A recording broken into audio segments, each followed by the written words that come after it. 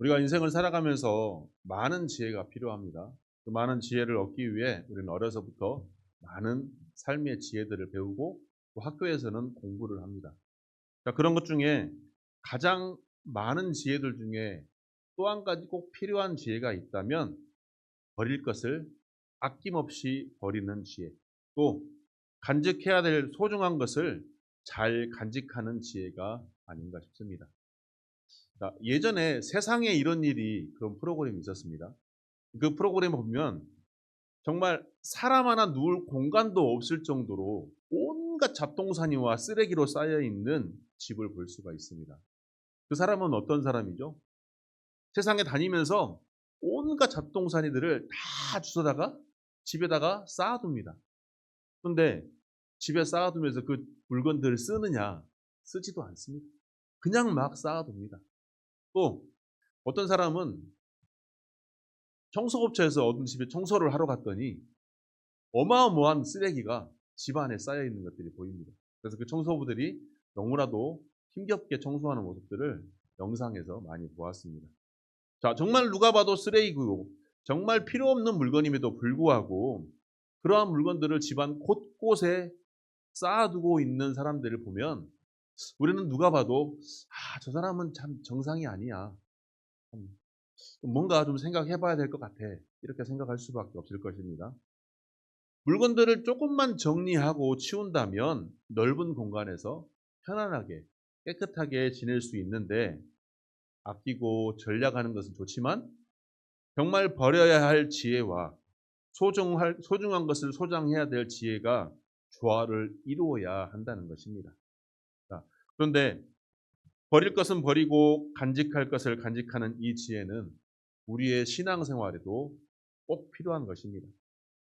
우리가 세상 속에서 믿음 안으로 교회 안에 들어왔으면 당연히 버려야 할 것들을 버려야 하는 것입니다.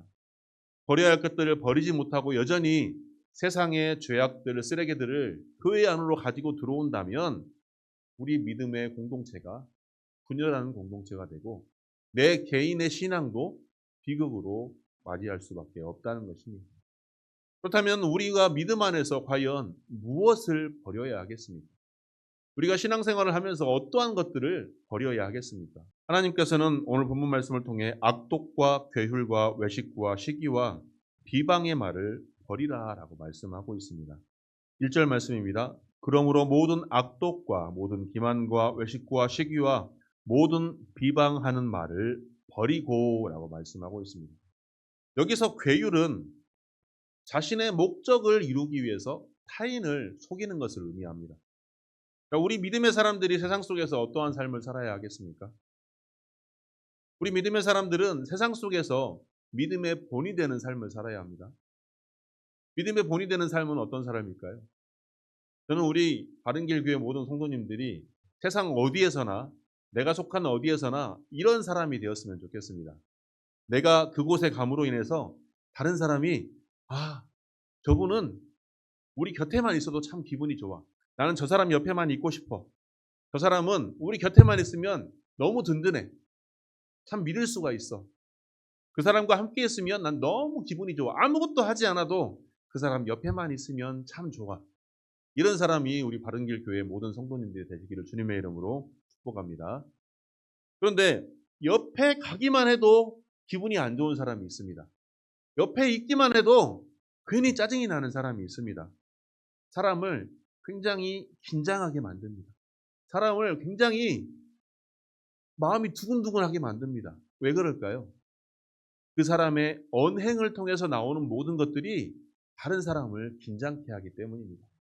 그 사람의 입술을 통해서 나오는 말들이 긍정적인 말보다는 부정적인 말, 상대방을 비방하는 말만 나오기 때문에 괜히 그 사람 옆에만 있으면 괜히 마음이 불편해지고 불안합니다.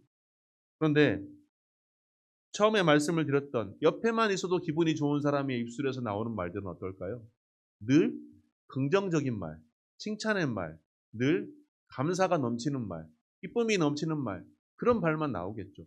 그러면 내가 세상 속에서 어떠한 공동체 속에서 다른 사람들로 하여금 필요의 사람이 되기 위해서는 내 입술의 말과 언행이 어떠해야 될까요?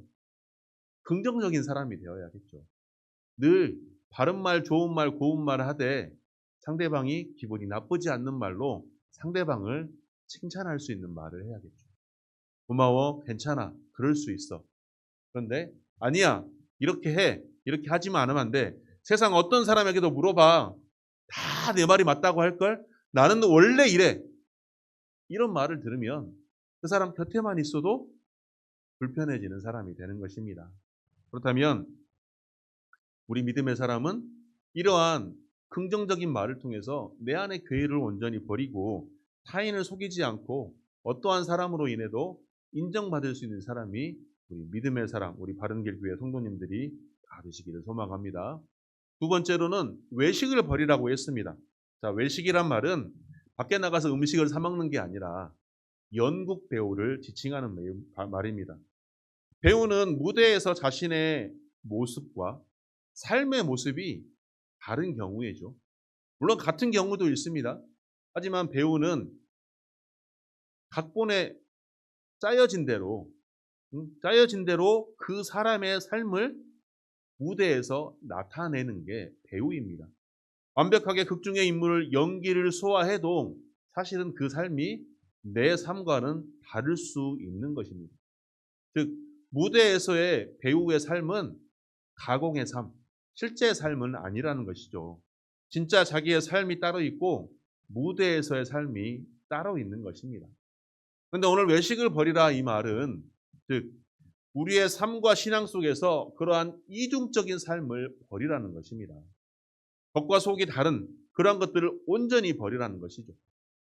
이를 정확하게 말한다면 하나님의 말씀에 순종하는 대로 그 말씀대로 진실한 삶을 살으라는 것입니다.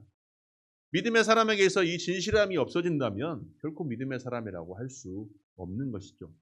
어떠한 부분도 잃어버린 것이 아니라 모든 부분이 예수 그리스도와 연결되고 하나님과 연결되는 것이 우리의 믿음의 사람이기 때문에 내 삶이 교회 안에서의 삶과 세상에서의 삶이 일치해야 된다는 것입니다.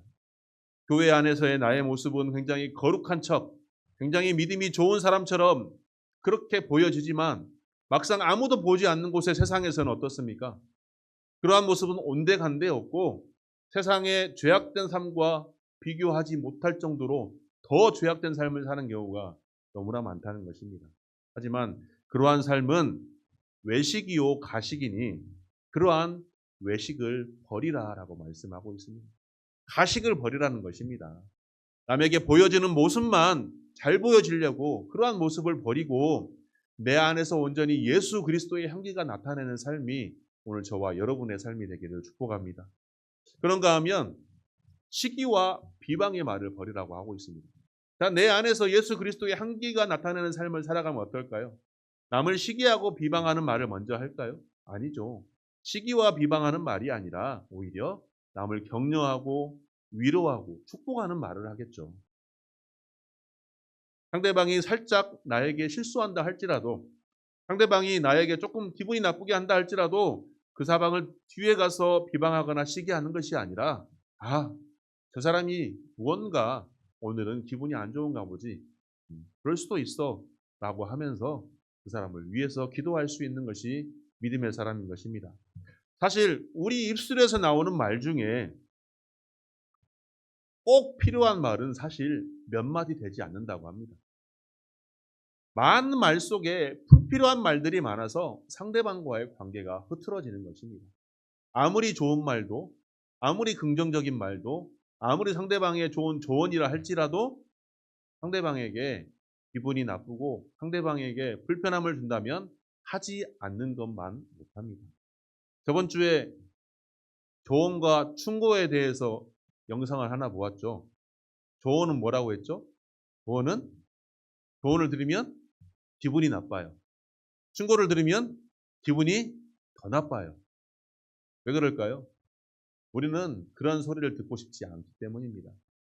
하지만 이러한 말 속에 정말 우리가 상대방을 사랑하는 마음이 있다면 그 말도 잘 포장해서 상대방에게 기분 나쁘지 않도록 잘 전할 수 있는 시기와 비방이 아니라 격려와 위로의 말로 상대방을 사랑할 수 있는 우리가 되기를 소망합니다.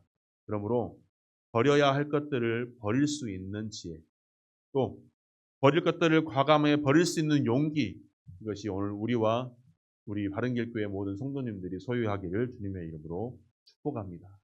그러면 내 안에 있는 것을 다 버렸으니 무엇을 채워야 하겠습니까? 내 안에 있는 것들을 버려야 할 것들 다 버렸으니 비워놓는 게 아니라 무엇을 채워야 할까요? 무엇을 채워야 할까요?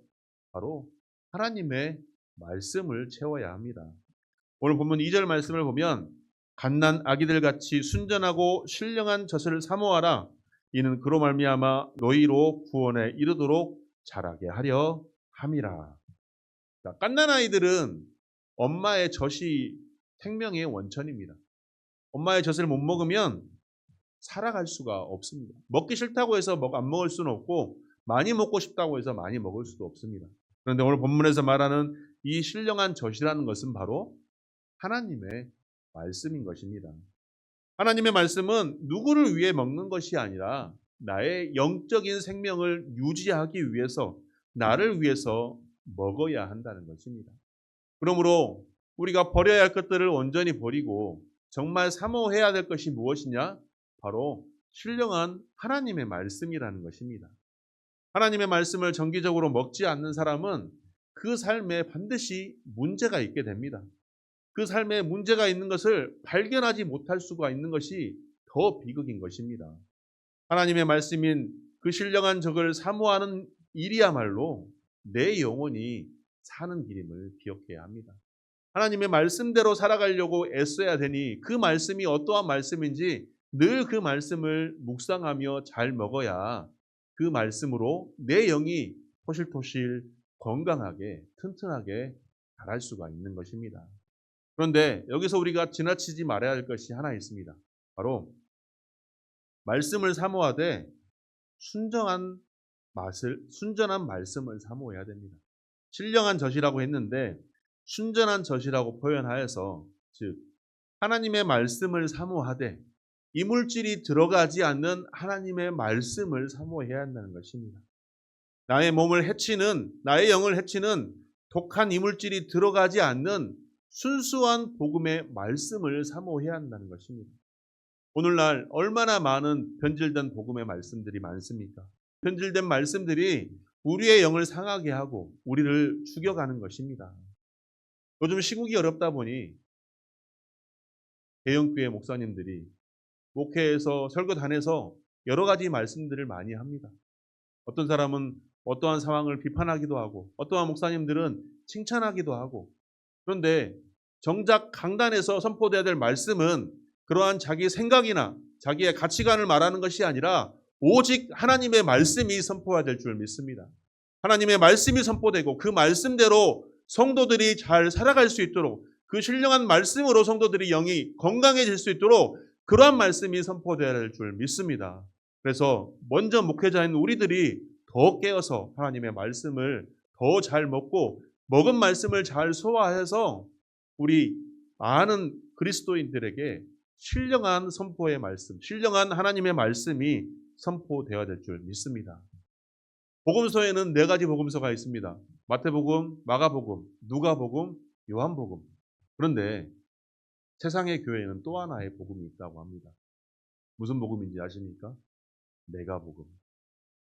내 생각과 내 가치관이 복음입니다. 내 생각과 내 가치관이 복음이어서 이것을 퍼뜨립니다. 그러면 이를 분별하지 못한 아직 영이 어린 성도들은 어떻습니까? 그게 마치 맞은 복음인 양 그냥 받아 먹다 보니 그 영이 상하게 되는 것입니다. 그러므로 나의 생각과 나의 가치관이 들어가지 않는, 불순물이 들어가지 않는 오직 하나님의 신령한 말씀을 사모하기를 축복합니다. 하나님의 말씀을 온전히 잘 듣고 그 말씀으로 온전히 성장하기를 소망합니다. 세상의 가치관과 세상의 기준이 우리의 삶의 기준이 되진 않습니다. 오직 하나님의 말씀이 우리의 삶의 기준이 되는 것이며, 오직 그 하나님의 말씀을, 신령한 말씀을, 순전한 말씀을 우리가 이 땅에서 잘 먹고 잘 이루어갈 때 하나님께서 원하시는 그 삶을 온전히 살아갈 줄 믿습니다. 그리고 세 번째는 산돌이신 예수께로 나아가야 합니다. 오늘 본문 말씀에서 베드로서 전서의 저자는 예수 그리스도와 성도들 그리고 교회의 관계를 하나의 집으로 표현하고 있습니다.